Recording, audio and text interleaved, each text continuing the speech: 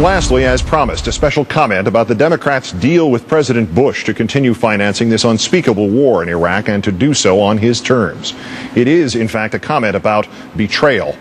Few men or women elected in our history, whether executive or legislative, state or national, have been sent into office with a mandate more obvious nor instructions more clear.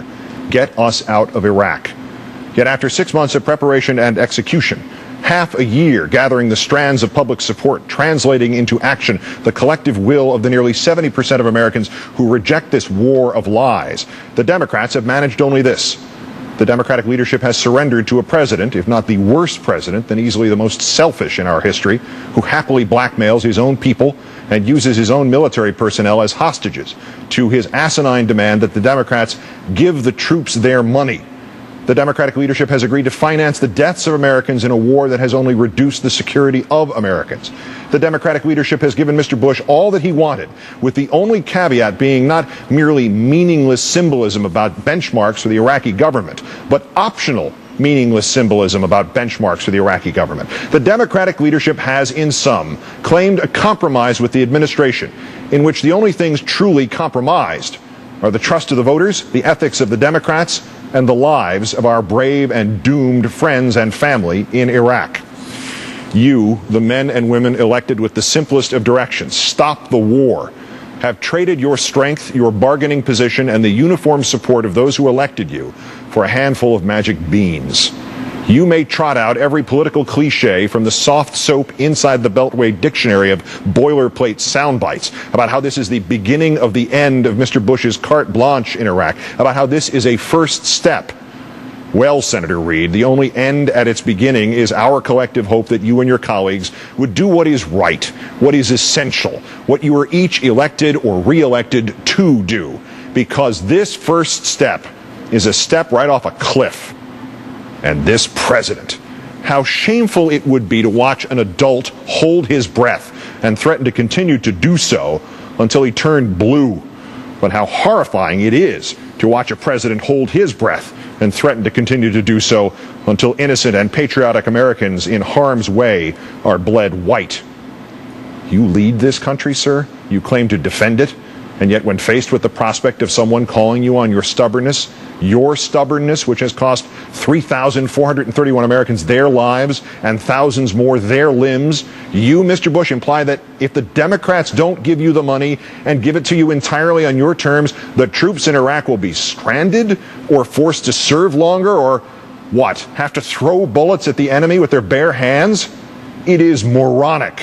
We have defunded wars before, sir, and this isn't even close to a true defunding. No harm has come to our troops. How transcendently, how historically pathetic any other president from any other moment in the panorama of our history would have, at the outset of this tawdry game of political chicken, declared that no matter what the other political side did, he would ensure personally, first, last, and always, that the troops would not suffer. A president, Mr. Bush, uses the carte blanche he already has, not to manipulate an overlap of arriving and departing brigades into a second surge, but to say in unequivocal terms that if it takes every last dime of the monies already allocated, if it takes reneging on government contracts with Halliburton, he will make sure the troops are safe, even if the only safety to be found is in getting them the hell out of there. Well, any true president would have done that, sir. You instead used our troops as political pawns, then blamed the Democrats when you did so. Not that these Democrats, who had this country's support and sympathy up until 48 hours ago, have not earned all the blame they can carry home. We seem to be very near the bleak choice between war and shame, Winston Churchill wrote to Lord Moyne in the days after the British signed the Munich Accords with Germany in 1938. My feeling is that we shall choose shame and then have war thrown in a little later. That's what this is for the Democrats, isn't it? Their Neville Chamberlain moment before the Second World War. All that's missing is the landing at the airport with the blinkered leader waving a piece of paper which he naively thought would guarantee peace in our time, but which his opponent would ignore with deceit. The Democrats have merely streamlined the process. Their piece of paper already says Mr. Bush can ignore it with impunity. And where are the Democratic presidential hopefuls this evening? See they not that to which the Senate and House leadership has blinded itself? Judging these candidates based on how they voted on the original Iraq authorization or waiting for apologies for those votes, that is ancient history now. The Democratic nomination is likely to be decided tomorrow.